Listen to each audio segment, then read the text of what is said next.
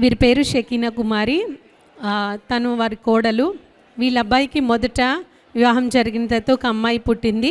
వీరు అనుకోకుండా పాలకొల్లో అడబాల గార్డెన్స్లో జరుగుతున్న ప్రార్థన శక్తి తైలాభిషేకానికి వారు వెళ్ళడం జరిగింది.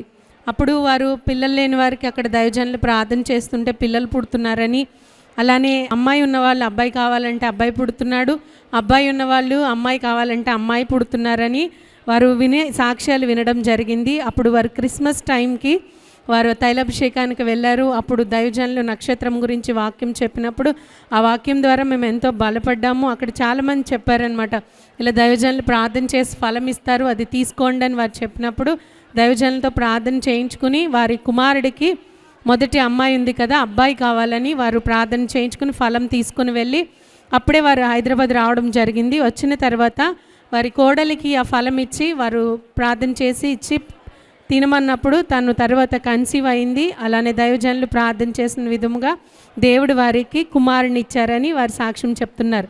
వివాహం జరిగిన మొదట ఆడపిల్ల ఉన్నప్పుడు దైవజనులతో కుమారుడు కావాలని ప్రార్థన చేయించుకుంటే దేవుడు వారికి కుమారుని ఇచ్చారని వారి సాక్ష్యం చెప్తున్నారు. ఈ సాక్ష్యం దేవుడు దీవించును గాక.